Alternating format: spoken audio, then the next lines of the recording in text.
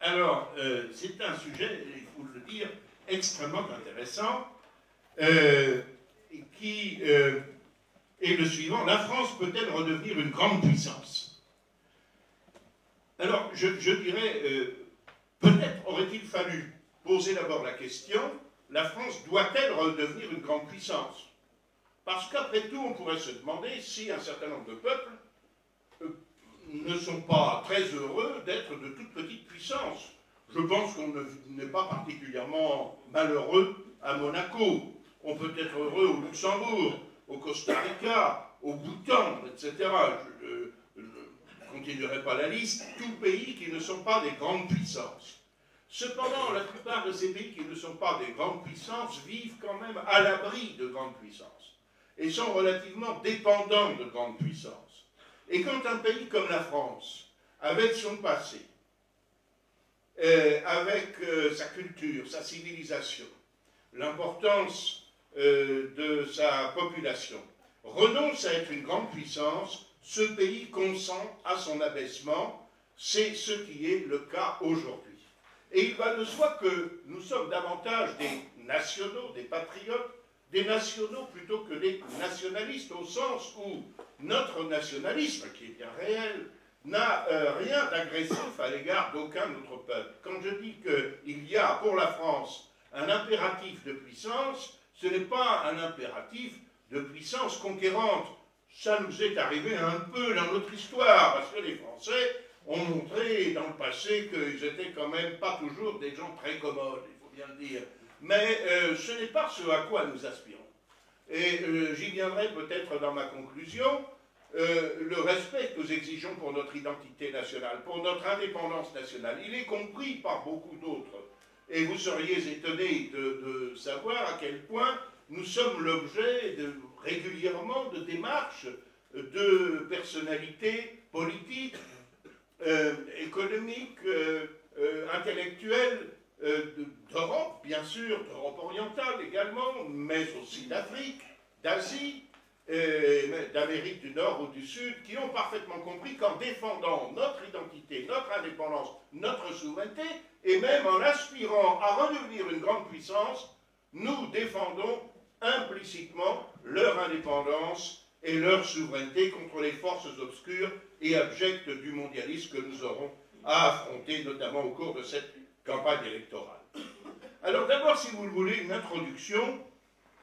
Je dirais, la France a été une grande puissance et elle ne l'est plus aujourd'hui. C'est une évidence, mais je voudrais quand même rappeler cela. Je parle sous le contrôle de M. Saint-Pierre, qui je crois est professeur d'histoire de son État. La France a été une grande puissance.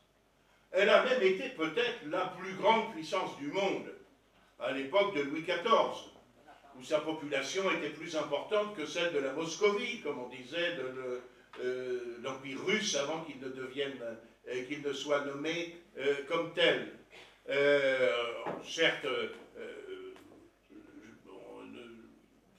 la Chine n'avait rien à craindre évidemment de la France et exerçait son impérium, son hégémonie, elle aussi dans sa sphère propre, mais tout de même la France était capable, comme elle l'a prouvé en diverses circonstances, et notamment par exemple lors de la guerre de succession d'Espagne, de tenir tête pratiquement à l'ensemble de l'Europe coalisée contre elle.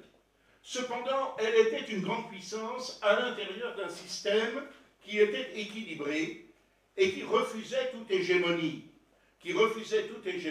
depuis les fameux traités de Westphalie signés à Münster et Osnabrück en 1648 et qui ont mis fin à la guerre de 30 ans, qui ont mis fin, disons-le, aux guerres entre catholiques et protestants, et qui ont été fondées sur ce principe politique du juste équilibre des puissances, du justum potentiae equilibrium, refus par conséquent de toute hégémonie, un refus de toute hégémonie dont certaines personnalités historiques européennes essaieront de s'affranchir, pour leur malheur d'ailleurs, qu'il s'agisse de Napoléon Bonaparte ou d'Adolf Hitler. Je ne fais pas de comparaison entre l'un et l'autre, qui a quand même été beaucoup moins néfaste que l'autre, mais ils ont tous deux voulu s'affranchir de ce principe selon lequel, finalement, il y a des grandes puissances, mais aucune grande puissance ne peut imposer son hégémonie aux autres. Et même si ceci a tentativement été remis en cause par les guerres de la Révolution et de l'Empire, eh bien, le résultat, c'est malgré tout une égalité entre les nations qui est portée à un très grand degré de sophistication et qui est une caractéristique de la civilisation européenne. Quand indignés un certain nombre de journalistes, souvent d'ailleurs généralement des anglo-saxons, viennent de dire « mais c'est abominable, vous faites un groupe au Parlement européen, oui, et vous allez bénéficier d'assistants de groupes et de facilités et de secrétariat, oui, oui, oui. Donc vous qui êtes anti-européens, vous allez prendre l'argent de l'Europe. » Alors nous leur répondons que d'abord, il n'y a pas d'argent de l'Europe, il y a l'argent des contribuables européens, qui jusqu'à présent, pour les millions d'entre eux qui votent pour nos formations politiques, étaient contraints par leur argent de financer les campagnes de nos adversaires, c'est-à-dire de financer des gens qui vont à l'encontre de leurs intérêts, à l'encontre de leurs convictions, et que, d'autre part, en défendant précisément l'égalité et l'indépendance des nations, nous sommes plus fidèles à l'héritage européen, à ce qu'a été précisément l'apport politique de l'Europe occidentale au monde, que vous ne retrouvez ni dans le système islamique, ni dans le système de l'Extrême-Orient, sous la domination de l'empereur de Chine, qui acceptait autour de la Chine l'existence de provinces extérieures, au-delà encore de royaumes vassaux, mais qui ne pouvaient pas concevoir des entités politiques traitant d'égal à égal. Tandis qu'en Europe occidentale, et ce modèle du droit des gens européens, devenu le droit international, s'est répandu par la suite dans le monde, on accepte des relations d'égal à égal. Et on a porté, disais-je, un très grand degré de sophistication, cette égalité entre les grandes puissances.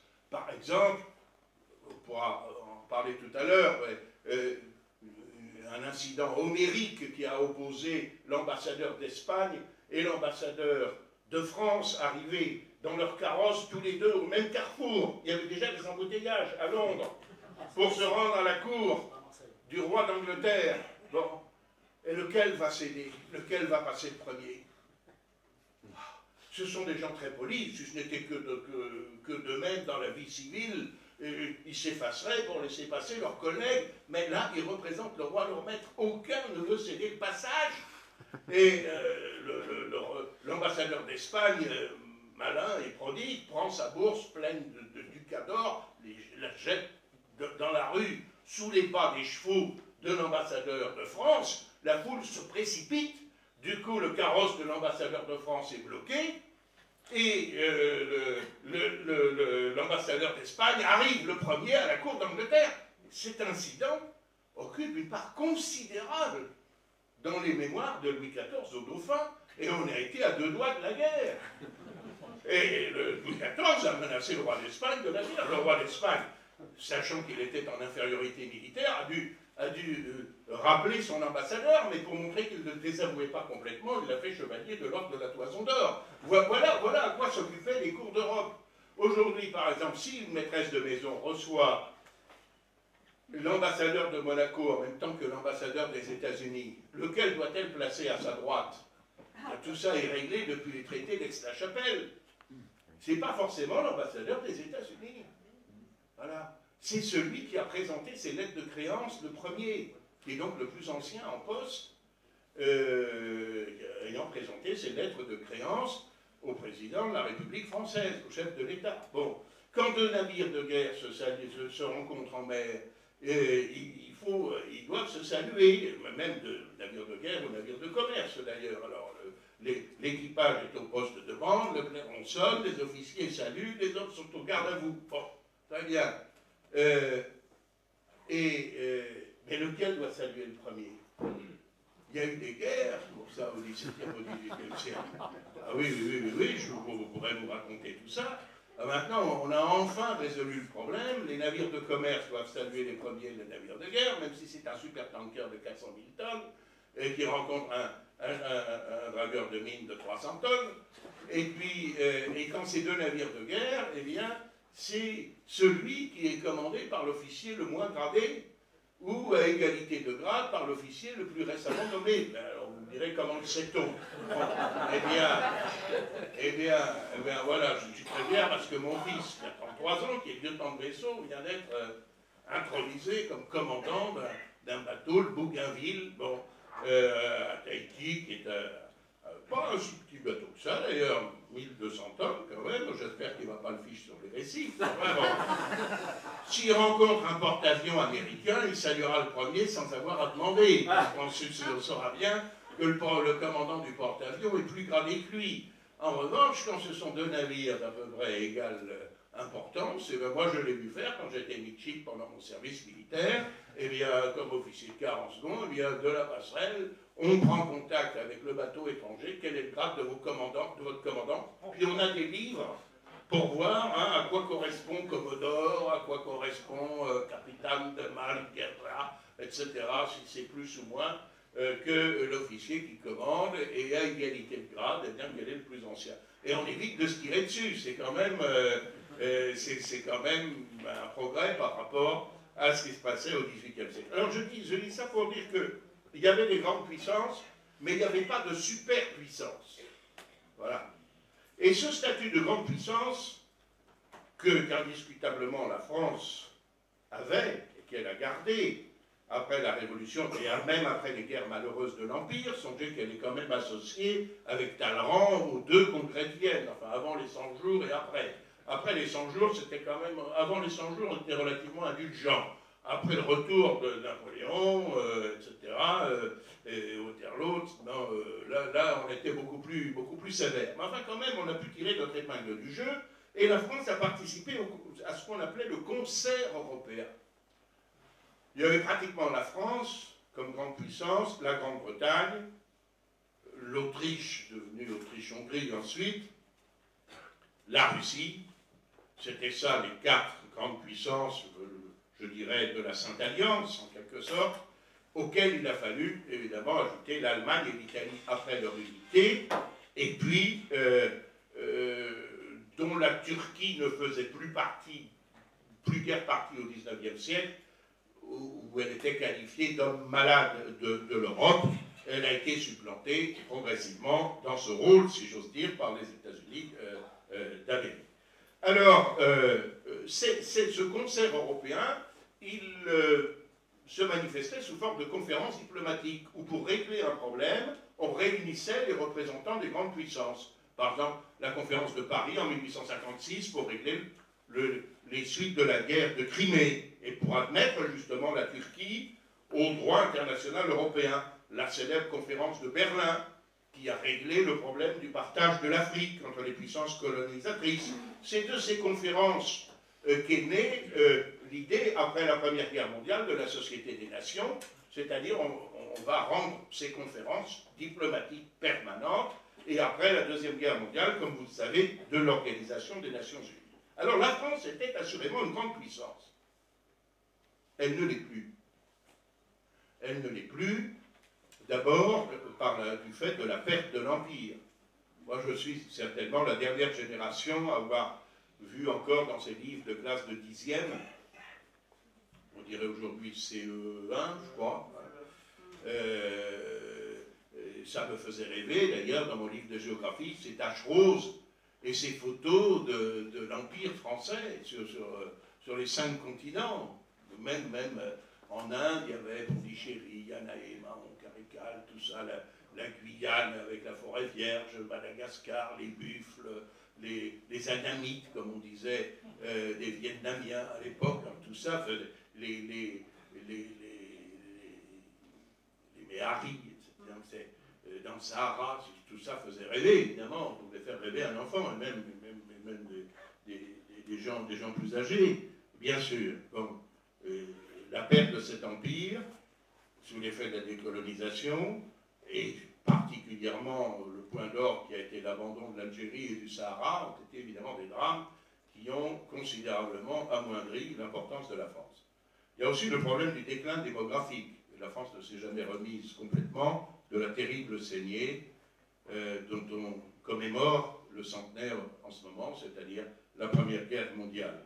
Et c'est Giscard d'Estaing, président de la République, qui a dit la France, ce n'est que plus que 1% de la population mondiale. Et c'est vrai. Et c'est évidemment plus difficile d'être une grande puissance quand vous n'avez pas beaucoup de gens sur un petit territoire que si vous êtes une population considérable sur de vastes étendues. Ça va de soi. Que la France ne soit plus une grande puissance, nous en avons des manifestations évidentes. Je dirais presque tous les jours. Je n'en donnerai que 2 parce que je ne voudrais pas être trop long et vous la laisser tranquille avant 3 heures du matin quand même. Donc, dans l'affaire du conflit, et c'est une question dont avec Jean-Marie Le Pen je m'étais entretenu avec Édouard Balladur, alors Premier ministre, quand vous avez reçu à Matignon, sur la nécessité ou non de prolonger l'engagement du contingent français dans la guerre de Bosnie, dans la guerre croato-serbo-musulmane, si vous voulez, bosniaque. Bon. Nous avions fourni de très loin le plus gros contingent, près de 4000 soldats. Nous avions eu des centaines de blessés, des dizaines de tués. Quand les Américains ont sifflé la fin de la partie, en convoquant les leaders bosniaques, serbes et croates à Dayton, la France n'a même pas été invitée, n'a même pas été admise dans la salle des cartes. Voilà. Un exemple. Il y en a d'autres. Hein. Dans l'affaire de Syrie, par exemple, on observera que malgré un certain nombre de gesticulations, nous ne sommes pas invités à la conférence qu'organisent la Russie et l'Iran sur le sujet. La France peut-elle donc redevenir une grande puissance? Je pense que oui, et je dirais cela en 2 parties, si vous le permettez. La première, elle a des atouts pour le redevenir, et la deuxième, elle doit s'en donner les moyens. Alors, la première partie, elle a des atouts. Quels sont ces atouts? Il y a les atouts territoriaux, humains, économiques, culturels et moraux. Je vais essayer brièvement de les exposer. Atouts territoriaux. Son territoire résiduel est exigu, mais il est l'un des plus variés et des plus agréables du monde. Hein, dans un climat tempéré, le labeur des près de 2 milliards d'êtres humains qui ont aimé, souffert, travaillé, a fait de ce pays un véritable jardin, comme on s'en rend compte. Et ça, c'est quand même un atout indiscutable. Mais aussi, et surtout, de la fantastique épopée de nos marins, de nos explorateurs, de nos missionnaires que j'évoquais tout à l'heure, il nous reste une poussière de confettis, territoires insulaires, répartis sur à peu près tous les océans, et qui, par conséquent, en vertu des dernières conventions, notamment de la Convention des Nations Unies sur le droit de la mer et du traité de Montego Bay, nous donnent aujourd'hui, je crois, le premier. Nous sommes passés depuis peu par quelques extensions récentes, en 2015, je crois, devant les États-Unis, le premier ou le deuxième, à très peu de choses près, territoire maritime du monde. Le territoire maritime, c'est quelque chose de relativement récent, parce que autrefois, si vous voulez, il y avait la mer territoriale. La mer territoriale, c'était la mer sur laquelle, effectivement, l'État riverain exerçait ses droits de souveraineté, mais traditionnellement, durant tout le 19e et la première moitié du 20e siècle, cette mer territoriale n'avait qu'une largeur de 3000 marins. Pourquoi 3000 marins, à peu près 5 km? Parce que c'est la portée maximale, c'était la portée maximale à l'époque d'un boulet de canon. Et ben, l'État peut tirer au canon, ben voilà, on va lui donner la souveraineté sur les endroits que ses armes peuvent atteindre, ce qui est d'ailleurs très significatif. Bon, mais pas au-delà. ces conceptions ont explosé et de façon tout à fait anarchique, je ne veux pas rentrer dans les détails, et il a été nécessaire à la Convention des Nations Unies sur le droit de la mer d'essayer de mettre un peu d'ordre dans tout cela. Il en est résulté, dans les années 70, sauf erreur, un traité international absolument capital, cette fameuse Convention de Montego Bay, qui donne d'abord la possibilité d'étendre la mer territoriale jusqu'à 12 000 marins, ensuite, au-delà des 12 000 marins, la possibilité d'une zone économique exclusive sur laquelle on doit respecter le passage d'autres navires, mais on a, comme le nom l'indique, le monopole de l'exploitation des ressources. Et ça, de 188 000 marins, 188 plus 12 égale 200 000 marins, 200 000 marins, ça fait 300, à peu près 370 kilomètres. Bon. Le 1000 étant à 1852 mètres. Bon, 370 kilomètres.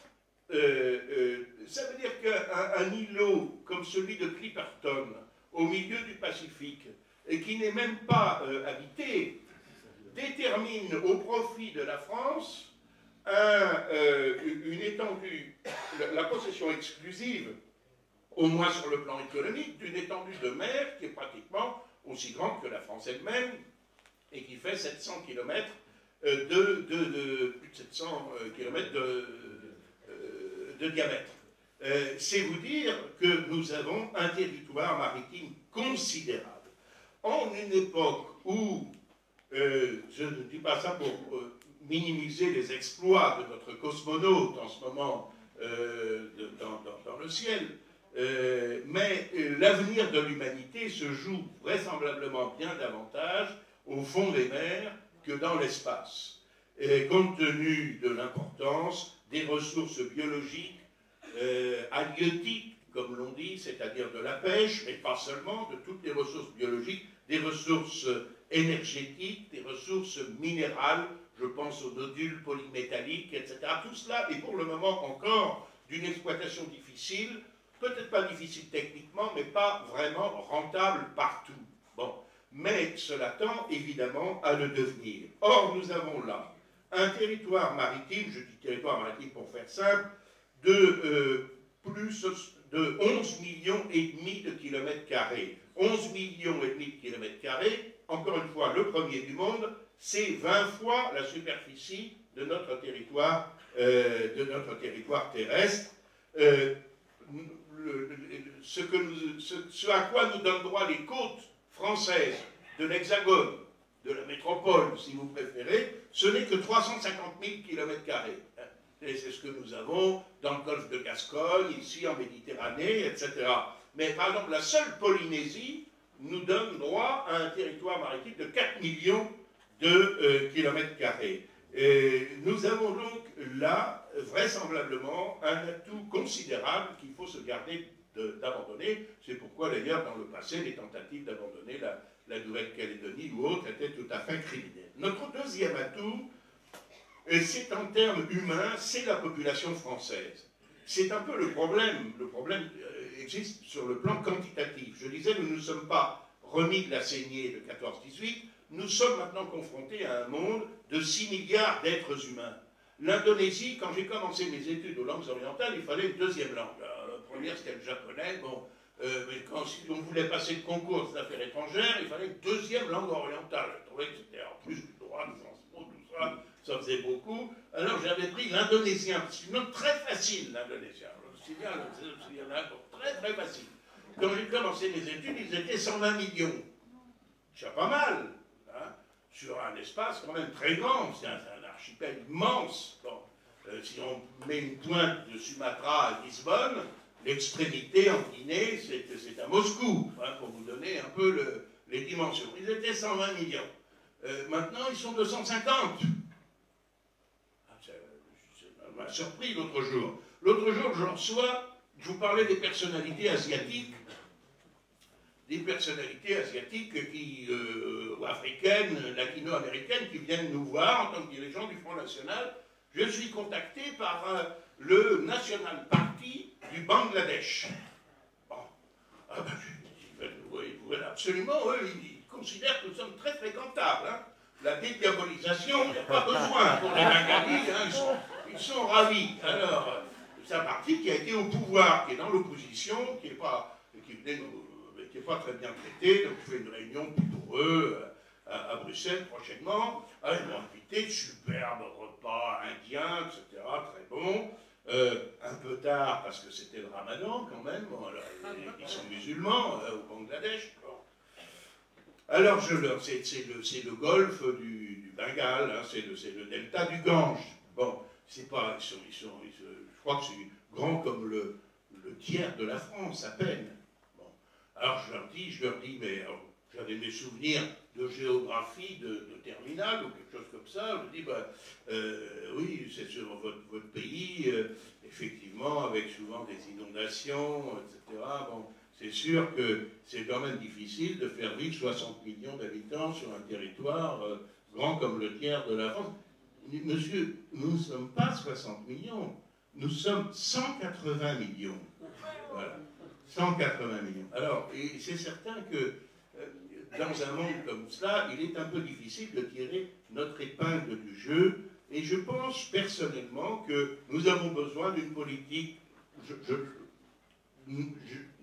j'ose dire, nataliste, en tout cas d'accueil de la vie. Il faut transmettre ce que nous avons reçu, et je pense personnellement, alors je vais peut-être en choquer quelques-uns, que le territoire français, à condition que la population soit beaucoup mieux répartie, pourrait accueillir le double de la population actuelle, à condition que ce soit peuplé par des Français, de préférence, évidemment.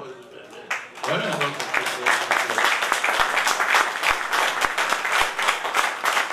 À condition qu'ils soient bien répartis avec des métropoles d'équilibre. Je suis toujours effaré de voir l'augmentation de la région parisienne, de voir qu'on décentralise. Alors on décentralise l'école polytechnique, alors elle n'est plus au Panthéon, elle est à Massy-Palaiseau. Bon, d'accord.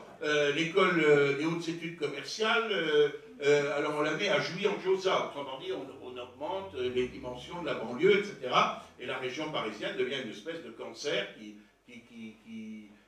mange la substance de notre pays, alors que vous avez des endroits absolument paradisiaques. Je pense à votre magnifique région, je pense au sud-ouest, au Périgord, la Dordogne, tout ça, où des villages sont moins peuplés qu'ils ne l'étaient au Moyen-Âge. Quand les rendements agricoles ont été multipliés par 20, quand le téléphone, Internet et les moyens de communication modernes permettent le télétravail, raccourcissent les distances, etc. Bon. Je pense qu'il y a un problème démographique en France. Il faut que, c'est vrai, que la population soit mieux répartie, il faut qu'il y ait une vraie décentralisation, pas ce qu'on nous impose aujourd'hui, mais il faut aussi que cette population soit cohérente, ce qui exige évidemment une réforme de notre code de la nationalité, pour que ceux qui viennent s'agréger à la communauté nationale, d'abord nous ayons le droit de dire nous voulons ceci mais nous ne voulons pas cela, premièrement. Deuxièmement, qu'ils fassent la preuve de leur assimilation à notre culture et à notre civilisation, et ça suppose qu'on change totalement, évidemment, de culture. Un des éléments qui peuvent être constitutifs d'une grande puissance, c'est évidemment la cohésion sociale. C'est l'idéal commun. C'est, comme on dit aujourd'hui, le lien social. Il faut recréer du lien social. Recréons. Voilà, bien sûr. Mais recréons autour des traditions françaises, de la culture française, voilà, de l'identité française. Et il faut évidemment que la population, les jeunes notamment, soit de mieux en mieux formés, car de telle façon que nous disposions d'un atout qualitatif à défaut d'être quantitatif. Parce qu'évidemment, si nous avons une population d'abrutis et d'analphabètes, ça sera plus difficile de devenir une grande puissance que si nous n'avons pas besoin que tout le monde soit une sorte de polytechnique ou soit agrégé de philosophie. Nous avons besoin de gens équilibrés, formés, intégrés socialement et auxquels la formation reçue permette d'être utile à leur pays, à leurs compatriotes. Et c'est à ces conditions seulement que se vérifiera l'adage que les plus anciens d'entre vous ont sans doute mémorisé au moment de la crise pétrolière, la première crise pétrolière. On disait en France, on n'a pas de pétrole, mais on a des idées. Ouais. Ah, c'est vrai qu'en France, on a des idées, on a eu des idées. Je ne veux pas vous infliger tout ça, mais je me suis mis tout à l'heure, j'avais un peu de temps, à essayer, je ne sortais pas tout ça de ma mémoire, hein, je vous le dis tout de suite, mais d'essayer de faire la liste, par exemple, des inventeurs français. Bon, bref, essayez de faire la liste des inventeurs français, des médecins français, des musiciens français, des sculpteurs, des artistes, voilà, tout ce qui fait une civilisation dans le domaine des sciences, des arts, des techniques. France, mère des arts, des armes, des lois, disait déjà le poète du Bellay, il y a fort longtemps. Alors écoutez, je me suis arrêté très rapidement, parce que on va rien que les inventeurs, hein. Alors, la machine à vapeur, Denis Papin, le métier à tisser, Vaucanson et Jacquard, les tubes de Pitot qui servent à mesurer l'altitude, le braille, écriture pour les aveugles par Louis Braille, la photographie, c'est pas rien comme invention la photographie, ni Xéphore, ni l'automobile, le farnier Cugnot, la machine à calculer, Blaise Pascal, par ailleurs philosophe, etc. Bon.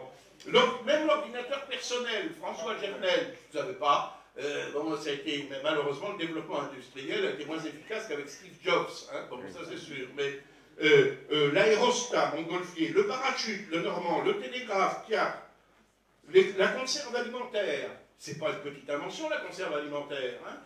Ça c'est quand même très utile. Ampère, la pile électrique, Volta, la chaudière tubulaire, Séguin, la machine à coudre, Barthélemy Thébonnier, la cellule photovoltaïque, Becquerel, la production d'aluminium, Henri Sinclair, de Ville, le télescope, Foucault, le gyroscope, le moteur à explosion. Je me suis arrêté en 1850, hein, je n'ai pas tout pris, mais si on continue, c'est extraordinaire. Il est évident qu'une population dont on peut sortir, grâce aux inventeurs, mais aussi aux ingénieurs, aux techniciens, etc., des novations de cette importance, cela peut effectivement donner une grande puissance.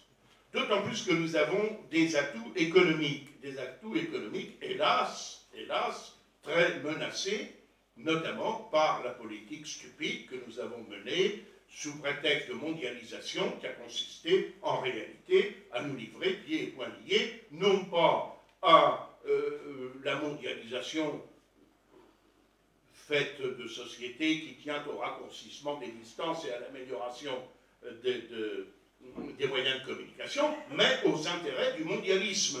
En ouvrant les frontières, nous avons livré l'ouvrier français à la concurrence de l'ouvrier chinois, qui, comme le disait mon collègue Martinez, l'ouvrier français travaille en principe 35 heures, l'ouvrier chinois, lui, il dort 35 heures. Le reste du temps, il travaille. Bon, il travaille, et de surcroît, et pour un salaire qu'il faut inférieur, sans pension de retraite, sans sécurité sociale, et comme c'est un pays communiste, donc une dictature, eh bien, il n'y a pas de liberté syndicale, il n'y a pas de possibilité de faire grève, ni même de revendiquer une vie meilleure. Autrement dit, ce pays communiste est devenu le paradis du capitalisme le plus cynique. Bon, dans ces conditions-là, comment pouvez-vous lutter? Alors oui, on me dit, mais il faut un grand marché pour faire des économies d'échelle. Mais parti, on avait ce grand marché avec l'Europe des 6. Voilà. Seulement, dans le pacte initial, on ouvrait nos frontières aux produits allemands. C'était déjà une concurrence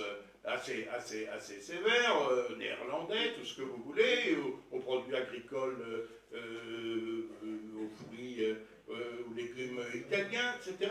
Mais on se protégeait raisonnablement notre style de vie, notre niveau de vie, par non pas en s'isolant complètement, comme le disent un certain nombre de crétins ou de salopards qui caricaturent notre programme économique, mais en établissant des barrières douanières qui étaient de nature à rétablir l'équilibre et à avoir une vraie concurrence libre et non faussée, et non pas une concurrence basée sur le dumping social qui nous a fait perdre la moitié de notre industrie en l'espace de 20 ans. Voilà. Alors, le résultat de tout cela, c'est qu'il se vend en France chaque année des millions de téléphones portables, des millions de micro-ordinateurs, d'imprimantes, de lecteurs de CD ou de DVD, de chaînes hi-fi, de téléviseurs. Il n'y en a pas un seul qui soit fabriqué en France. Pas un seul. Voilà. Bon. La disparition par pans entiers de notre économie notre industrie, il y a eu un certain nombre de... Avec d'ailleurs, il faut bien dire, la complicité de la Commission européenne, qui a empêché, sous prétexte de maintenir la concurrence, la constitution de groupes importants. On a empêché, par exemple, Péchinet de fusionner avec, d'absorber American Can. Bon, le résultat, c'est que Péchinet a disparu. Voilà. On a empêché la constitution d'un groupe dominant sur le plan mondial, dans le marché de l'hélicoptère, par exemple, entre l'aérospatiale et de Havilland. On vient d'assister à la vente par appartement d'Alstom à General Electric. Areva, qui était évidemment le fleuron de notre industrie nucléaire, est aujourd'hui menacé. Mais il n'y a pas là de fatalité. Il n'y a pas de fatalité. Si l'on prend les mesures qui s'imposent, on peut reconstituer, il est encore temps, après il sera peut-être trop tard, notre tissu industriel. Il en va de même de notre agriculture. Nous avons un potentiel considérable, compte tenu des produits du terroir, qui sont absolument inimitables, et que réclame de plus en plus une clientèle venant de pays émergents. Parce qu'en Chine, ils sont 1,5 milliard, par exemple. Sur 1,5 milliard, vous avez 150 millions, 10%, qui ont un niveau de vie comparable à celui de l'Europe.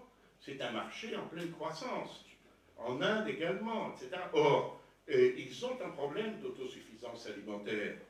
Et par conséquent, il y a des débouchés futurs pour notre agriculture. Il n'est plus temps de fermer nos exploitations agricoles, mais de prendre encore une fois les mesures qui s'imposent.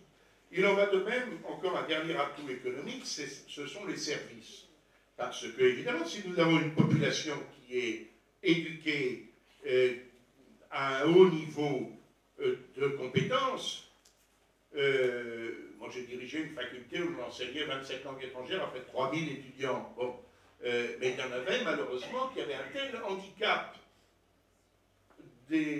résultant des lacunes rencontrées dans l'enseignement secondaire, voire dans l'enseignement primaire, que quels que soient leurs efforts, et qui n'étaient pas si stupides pour autant, et intelligents, et même travailleurs, mais quels que soient leurs efforts, on savait qu'ils ne parviendraient pas au niveau requis pour faire leur chemin dans la vie avec des études supérieures. Eh bien, ceci aussi en particulier doit changer. Donc, parmi les services, permettez-moi d'en citer un seul, le tourisme, qui est quand même un élément d'influence considérable.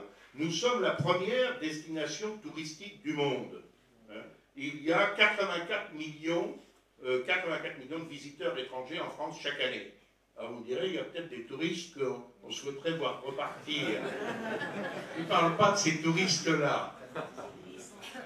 Mais nous arrivons devant, j'ai été extrêmement étonné d'ailleurs, j'ai vérifié, je connaissais l'information, mais je ne savais pas qui venait après. Après, c'est les États-Unis d'Amérique, avec 66 millions, l'Espagne 65, la Chine 57 millions, l'Italie 46, etc., la Turquie 35 millions. Bon, le problème, c'est que ça nous rapporte 46 milliards de dollars. Bon, enfin l'équivalent. Presque pareil aujourd'hui. Mais les États-Unis, qui ont moins de visiteurs étrangers que nous, le tourisme leur rapporte 178 milliards de dollars. Cherchez l'erreur. Voilà. Alors, il y a beaucoup d'efforts à faire dans ce domaine. Il y a une clientèle potentielle fabuleuse. Il suffit de voir, moi je fréquente beaucoup évidemment les gares et les aéroports, il suffit de voir la masse aujourd'hui de touristes, notamment venant de Chine, et Chinois qui arrivent, qui sont quand même le joug du maoïsme, du communisme, se dessert un peu, que quand ils se sont enrichis, moi la dernière fois que j'étais allé en Chine, il y a 30 ans, ils étaient en bicyclette et ils avaient deux mauvais costumes Mao. Voilà, bon, tous pareils. Maintenant, ils sont en porte-cayenne et en complet veston. Bon, avec d'autres inconvénients, mais évidemment qu'ils aspirent à connaître le monde, bien évidemment. Et la France est une destination très recherchée. Encore faut-il qu'il ne soit pas entouré par une nuée de jeunes Roms en arrivant à l'aéroport ou là, parce que ils leur piquent leurs économies, les agressent, etc. Parce que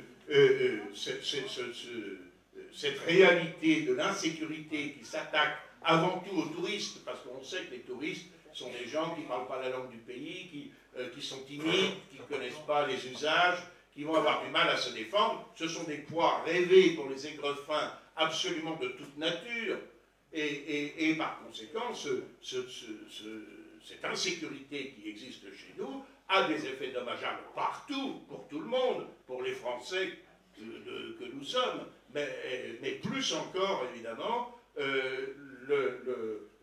la mauvaise réputation à cet égard de notre pays est maintenant connue pratiquement du monde entier. Il y a toutes sortes de reportages qui ont été faits là-dessus et qui ne contribuent pas, évidemment, à faire venir les gens, sans parler, évidemment, des attentats terroristes. Derniers atouts, les atouts moraux et culturels.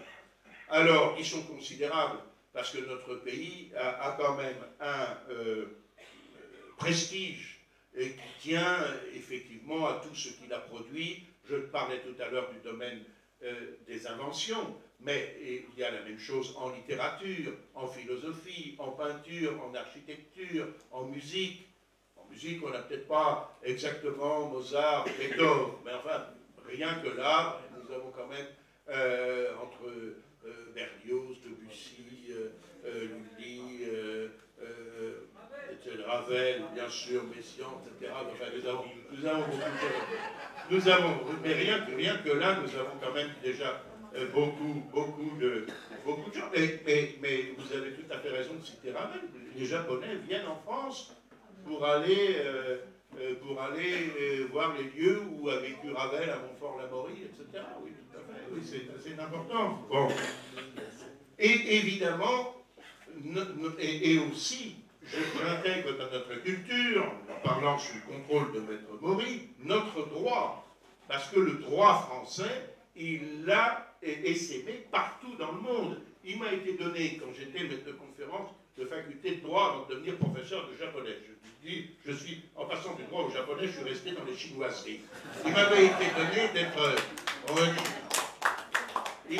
donné d'être invité, c'était extrêmement intéressant, par l'Institut de droit d'expression française, tenait un colloque à l'invitation du roi du Maroc, à Rabat, sur le thème « Les religions révélées, les philosophies traditionnelles sont-elles en mesure d'apporter une réponse au problème du droit contemporain ?» Beau sujet. Alors la réponse souhaitée, c'était « Oui, virgule, les philosophies traditionnelles et les religions révélées sont en mesure d'apporter une réponse au problème du droit contemporain, de point, tout est dans le Coran. » Bon. Mais je caricature un peu. Alors moi j'étais quand même un peu en dehors du cours. On m'a dit, toi, tu es le spécialiste de l'Extrême-Orient, tu vas parler de l'influence du bouddhisme, du confucianisme sur le droit de ces pays-là, pas de problème. Bon. C'était extrêmement intéressant. Il y avait des juristes de très grande qualité, il y avait des ministres de la justice de 40 pays, ou 30, au moins plus de 30 pays en tout cas, d'influence francophone. Il y avait l'attorney général de la Louisiane, parce que la Louisiane est un État des États-Unis, mais qui a gardé le Code civil Napoléon.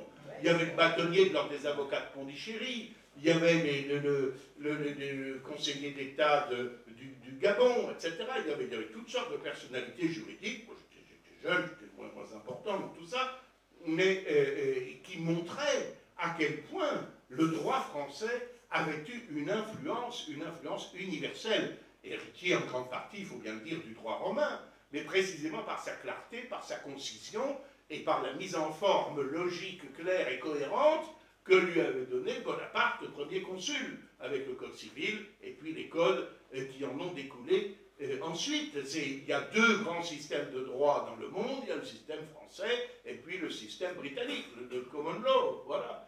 Et ça aussi, c'est un élément de rayonnement. En ce qui concerne notre langue et notre littérature, il est certain, malheureusement, que ceci est en régression. Dans ma jeunesse encore, par exemple, la première langue étudiée, par exemple au Portugal, de Saint-Lazare, mais aussi dans la Roumanie de Ceausescu. Et dans beaucoup d'autres pays, ce n'était pas l'anglais, c'était le français. Toutes les élites de ces pays-là, y compris des élites de pays de l'Est à domination communiste, parlaient français. La revue hellénique de droit international, comme le nom l'indique, parce que je ne saurais pas le dire en grec, la revue de droit international publiée par les facultés de Grèce était publiée en français. Les revues de droit international, qui étaient ma spécialité, bon, japonaise comportait une version, au moins un sommaire en français. Bon, tout ceci, il faut bien le dire, a considérablement régressé, en dépit de la présence d'un réseau de lycées français, d'alliances françaises, de centres culturels, que je crois qu'il faut défendre, mais à condition aussi que ce ne soit pas l'un des éléments de la pompe aspirante de l'immigration. Il ne faut pas que la francophonie, c'est une chose dont on discutait récemment avec Jean-Marie Le Pen d'ailleurs, il ne faut pas faire croire que la francophonie, qu'il résulterait de la communauté francophone une espèce de droit acquis en tout état de cause à venir forcément s'établir en France. Ça peut être une condition nécessaire, mais ça ne doit pas être une condition suffisante, ça ne peut pas être la seule condition. Et puis, il faut défendre la francophonie. Il faut que nous exigions dans certaines conférences internationales que, au moins, le français soit à égalité avec l'anglais utilisé, surtout quand c'est nous qui les finançons, tout de même. Bon, il faut établir l'exception culturelle. Je suis quand même un peu frappé que, sur la deuxième chaîne, bon, passer les actualités du matin, Télématin, la deuxième chaîne d'État française, principale chaîne d'État française, après, pendant 1h30, on a droit à 2 feuilletons américains. Bon, alors j'aime bien amour, gloire et beauté, etc. Bon, d'accord, mais on se dit que ce serait peut-être mieux si on avait une production nationale. À ce sujet d'ailleurs, à l'Europe, quand il a été question d'exception culturelle, c'était absolument tentant, parce que vous savez que la plupart des artistes sont hostiles au Front National, et notamment hostiles à ce principe abominable de la préférence nationale, ou paraît-il, comme il faut dire aujourd'hui, de la priorité nationale, peu importe. Bon, sauf pour leur beefsteak.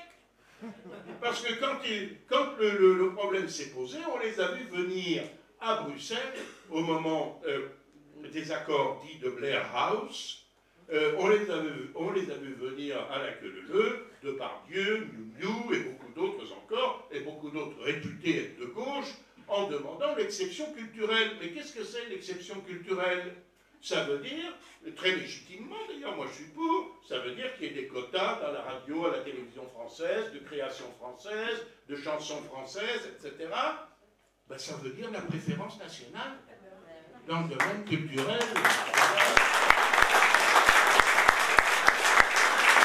Enfin, à tout, je disais culturel et moraux, du culturel, un mot du moral. Il y a évidemment ce dont on nous rebat un peu les oreilles, les droits de l'homme, la Révolution française, etc. Je ne vous cache pas que personnellement, je suis assez réservé sur tout cela. La Révolution n'est pas forcément française, n'est pas forcément en tout un modèle. Elle a été la matrice de bien des totalitarismes modernes.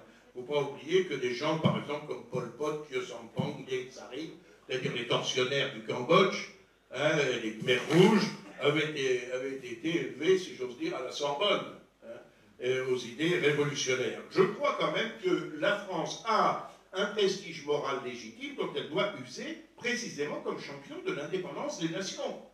Ça nous est reconnu et cela doit nous servir. Alors, j'aborde seulement maintenant ma deuxième partie, je vais essayer d'être un peu plus rapide. Comment est-ce que nous pouvons valoriser ces atouts? Quels sont les moyens dont nous disposons? Qu'est-ce que nous devons faire? Eh bien, nous devons faire beaucoup de choses. Je vais vous le dire. Nous devons d'abord nous donner les moyens politiques. Nous devons retrouver notre souveraineté. Qu'est-ce que c'est la souveraineté? C'est la puissance suprême de l'État qui n'a pas de supérieur. Et donc, c'est la garantie de l'indépendance de la nation. Jean Bodin, le grand philosophe et juriste médiéval, avait théorisé sur cette souveraineté, sur cette summa potestas du roi de France qui, disait-il, est empereur en son royaume, donc il n'a pas de supérieur, il ne doit pas allégeance à l'empereur. Les juristes allemands disent que l'État a la compétence, la compétence, sa propre compétence, c'est-à-dire qu'il peut décider de ce dont il va s'occuper, alors qu'une commune, une région le tient précisément en vertu de la loi. Mais elle ne le tient pas d'elle-même, sinon elle est hors compétence, c'est un débat fréquent. Cette souveraineté, par exemple, c'est un terme abstrait, mais c'est l'équivalent pour une nation de ce qu'est la liberté pour une personne, tout simplement. elle est aujourd'hui aliénée à l'euromondialisme.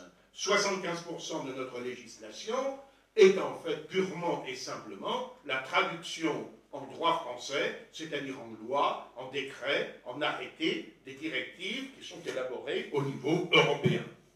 Et ceci est encore aggravé, je ne vais pas trop rentrer dans la technique, par deux jurisprudences très malencontreuses, mais qui aujourd'hui, comme on dit, font jurisprudence, c'est-à-dire sont répétées continuellement par les tribunaux, aussi bien de l'ordre judiciaire sur le modèle de la Cour de cassation, que de l'ordre administratif sur le modèle du Conseil d'État. De quoi s'agit-il? L'article 55 de notre Constitution dit que les traités ont une autorité supérieure à celle des lois françaises, sous réserve de leur application par l'autre partie. Bon. Cette réserve de réciprocité n'a jamais été mise en œuvre par le gouvernement français. Or, il y aurait de multiples façons d'exiger la réciprocité et de dire à nos partenaires, écoutez, telle disposition, tel traité, nous ne l'appliquerons pas tant que vous n'appliquerez pas également telle disposition. Si vous mettez en cause le siège du Parlement européen à Strasbourg, eh bien, nous cesserons de verser notre contribution à Bruxelles. Enfin, on peut faire quantité de choses dans ce domaine qui n'ont pas été faites. Mais surtout, l'article 55 de la Constitution parle de la supériorité des traités sur les lois. Point barre. Les traités.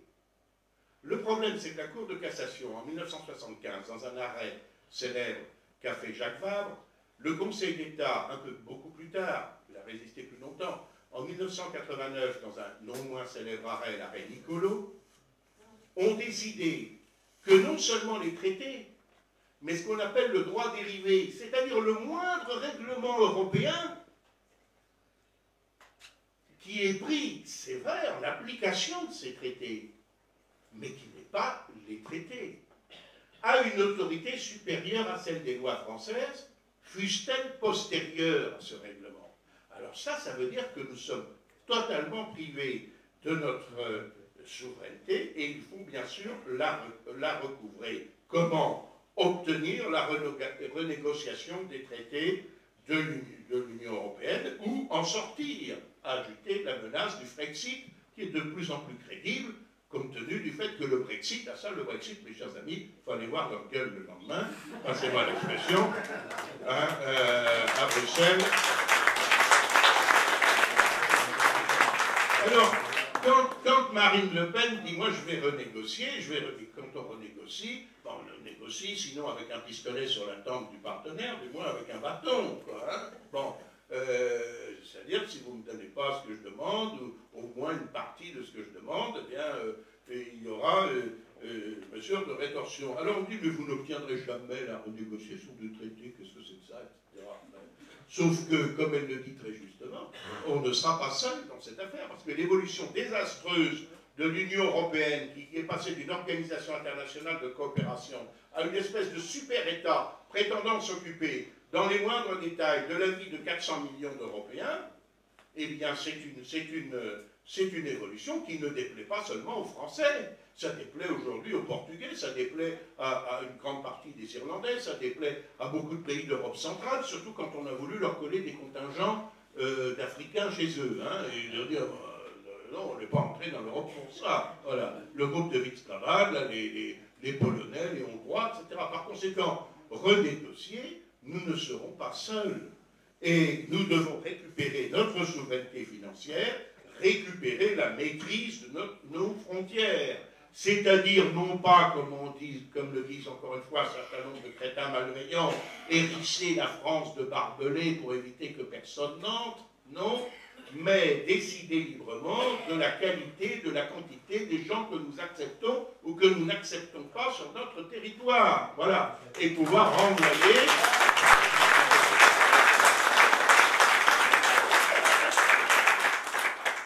Nous devons également, deuxième chose, jouer notre rôle international. Jouer pleinement, par exemple, notre rôle à l'Organisation des Nations Unies. Comme vous le savez, la France, et c'est ça qui matérialise le fait que je dirais, c'était, mais cela doit redevenir une grande puissance, est un membre permanent du Conseil de sécurité de l'ONU. Ça veut dire quoi, le Conseil? Ça veut dire quoi? Ça veut dire que dans l'ONU, il y a l'Assemblée générale, tous les États. Ça, c'est très important, mais ça fait des recommandations, etc. Bon. Et puis vous avez le noyau dur, 15 pays, dont 10 sont élus par l'Assemblée générale, et 5 n'ont pas besoin d'être élus. Russie, Chine, Grande-Bretagne, États-Unis, France. Et ces 5 membres permanents, ils ont un droit de veto. Ils peuvent bloquer une résolution du Conseil de sécurité. Or, les résolutions du Conseil de sécurité sont les seules qui aient réellement valeur obligatoire en droit international.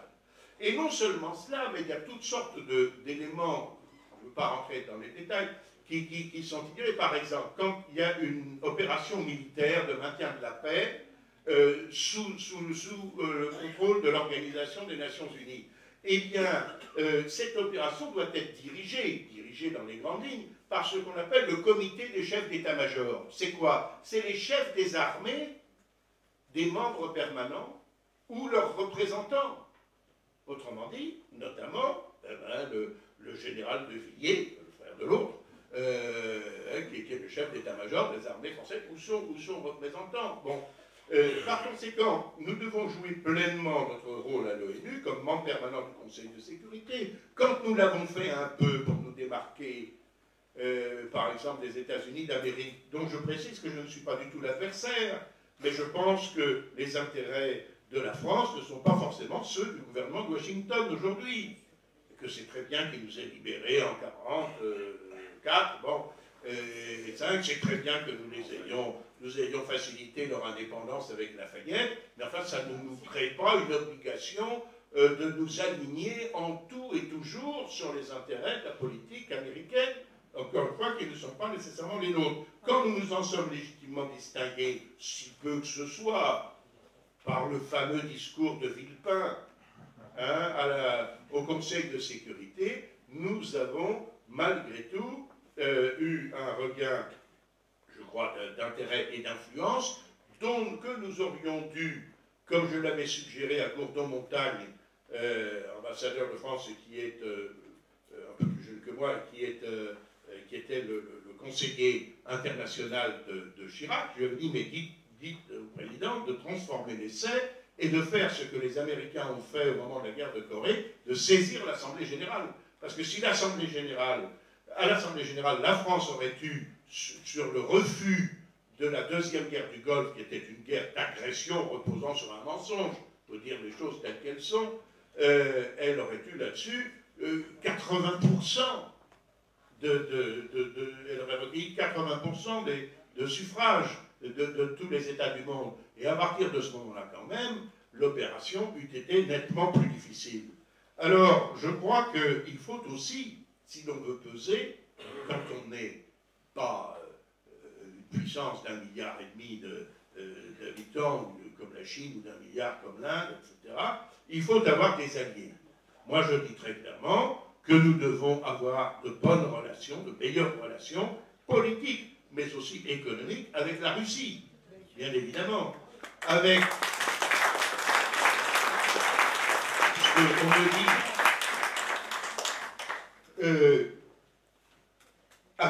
avec le Japon et l'Inde, qui sont des pays comme nous d'anciennes civilisations et qui peuvent être tout à fait sensibles à une parenté d'intérêt.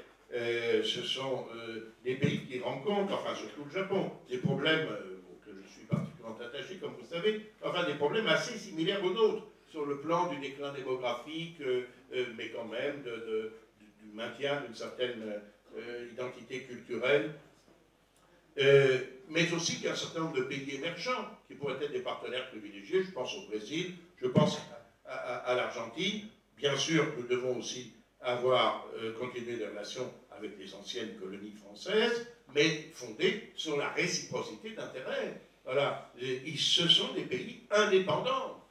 Nous n'avons plus les obligations d'un ancien empire. Il n'y a plus de liberté d'établissement de la moitié de l'Afrique en France.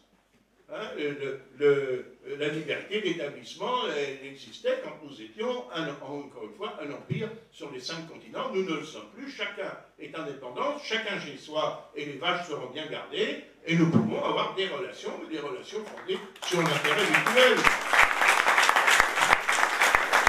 Il n'y a plus de politique arabe de la France. Il devrait y en avoir une, et notamment aussi axée sur la protection des chrétiens d'Orient. Parce que ça, c'est aussi un élément extrêmement important. S'ils disparaissent, notre civilisation recule de 4000 km.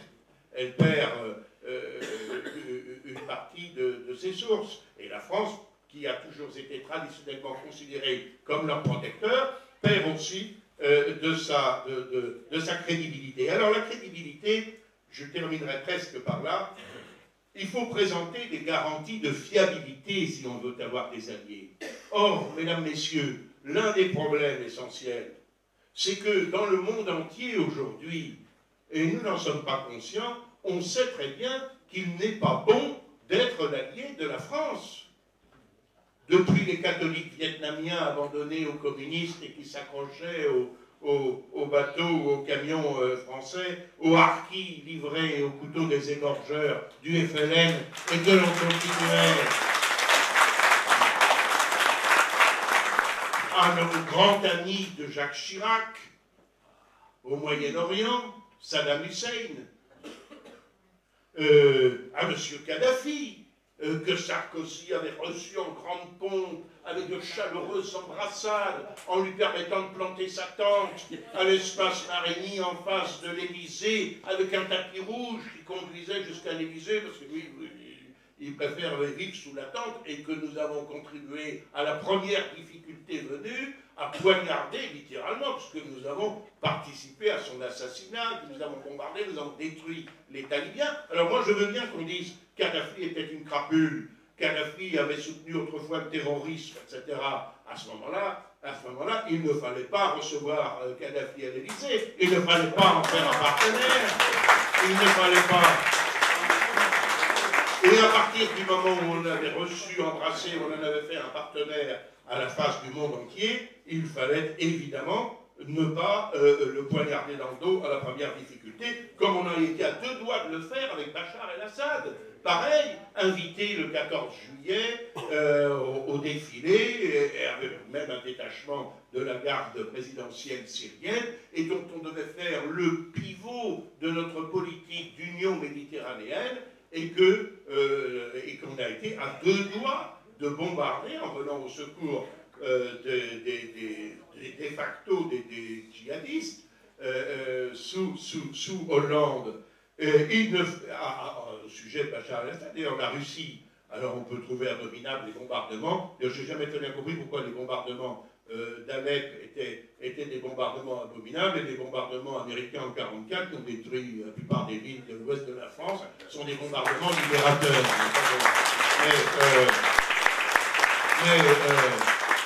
Je ne prétends pas que tous ces gens-là soient des enfants de cœur, tant s'en faut, mais en tout cas, Poutine a donné un exemple très clair, c'est quand la Russie, elle, ne laisse pas tomber ses alliés. Voilà. Elle ne les laisse pas tomber.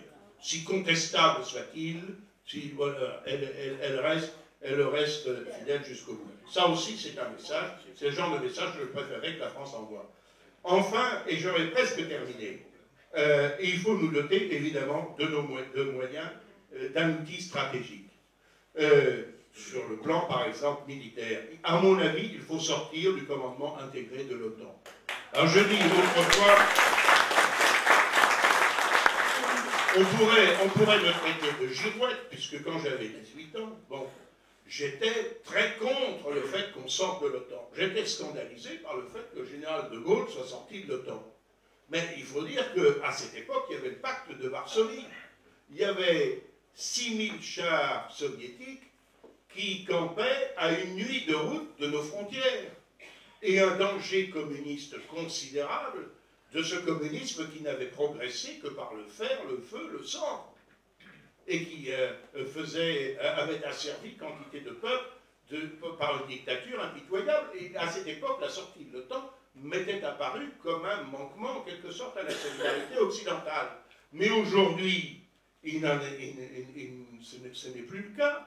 La Russie s'est retirée de toute l'Europe centrale et orientale, elle s'est même retirée de territoires qui faisaient partie de l'ancien empire tsariste, comme les pays baltes. Alors je sais bien qu'il y a un problème en Ukraine, bon, parce qu'une partie de l'Ukraine se considère en réalité dans le Donbass comme russe, et qui a ce contentieux vis-à-vis de la Crimée. Mais enfin, quand on nous dit que la Russie, quand un certain nombre de sénateurs américains, je voyais récemment dans un débat au Congrès de Washington, disent que la Russie représente une menace pour les États-Unis d'Amérique, je me pince.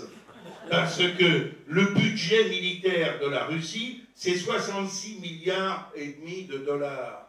66 milliards et demi de dollars. Le budget des États-Unis, c'est 597 milliards de dollars. Et ce sont les derniers chiffres de l'Institute for Strategic Studies. Je n'ai pas été pris, c'est pas le KGB qui m'a soufflé ça à des fins de propagande.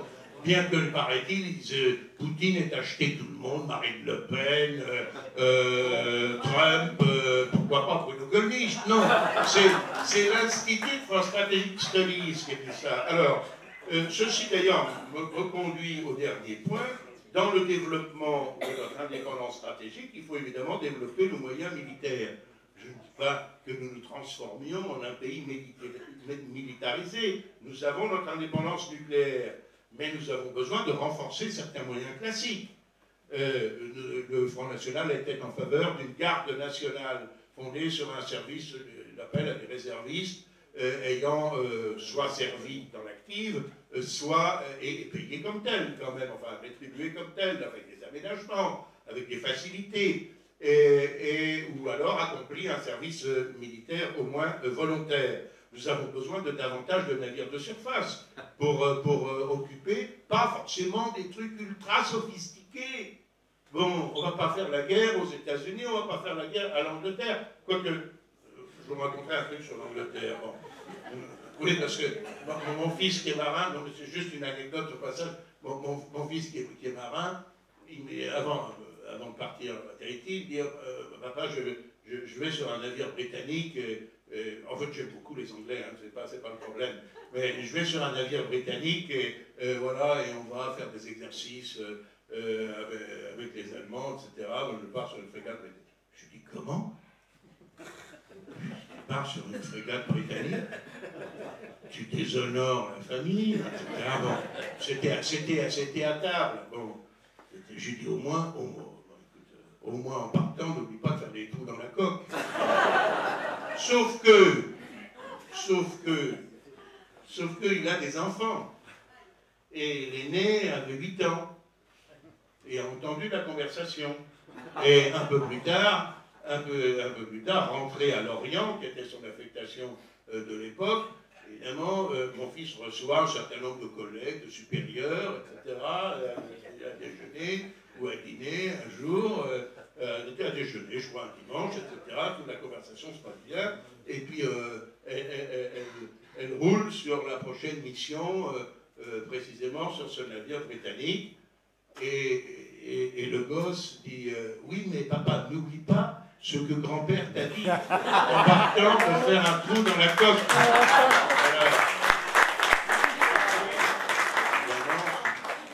Ça jette un froid. Alors, les autres officiers disent aux gamins grand-père, c'est-à-dire c'est le papa de ta maman ou le papa de ton papa?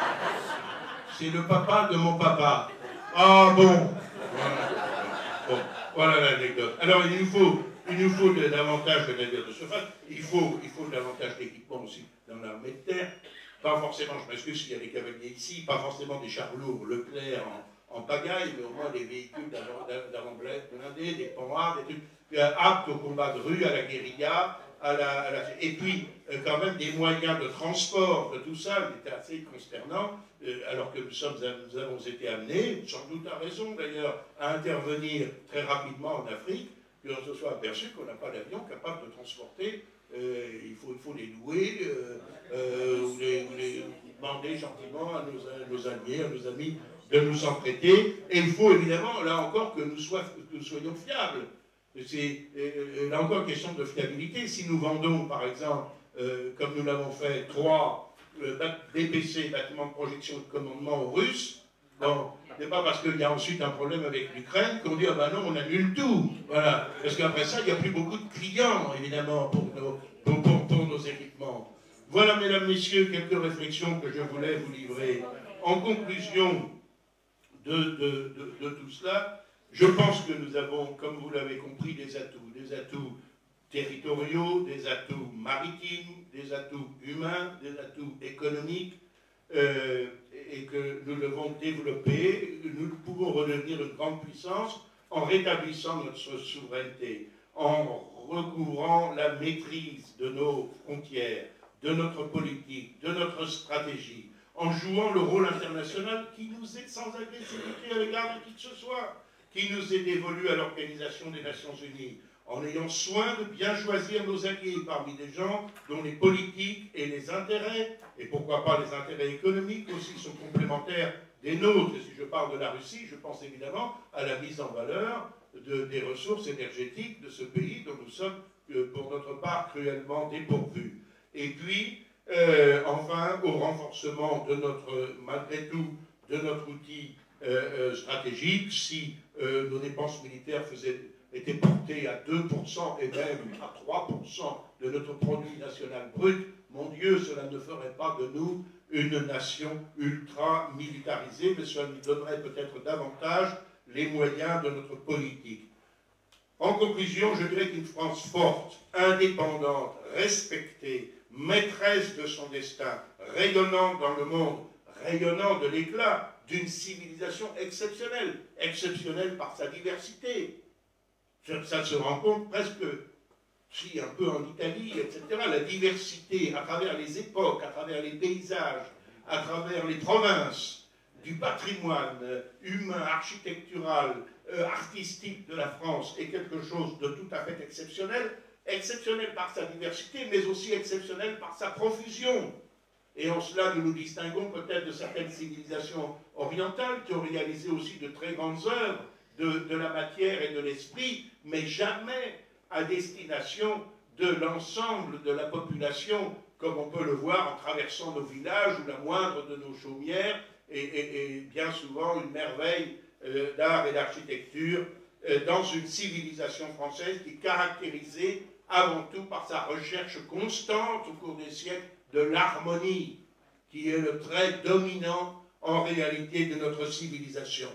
La renaissance de cette civilisation, la renaissance de ce pays dépend de vos efforts, en particulier de nos efforts à tous, en cette année décisive 2017, où nous pouvons effectivement transformer l'essai et porter, je l'espère, à la magistrature suprême, Marine Le Pen, notre candidate, et puis dans la foulée, car le corps électoral est souvent composé d'individus dont on se dit qu'ils n'ont rien compris, mais collectivement, il réagit de façon intelligente et il donne la plupart du temps une majorité parlementaire au président qu'ils viennent d'élire.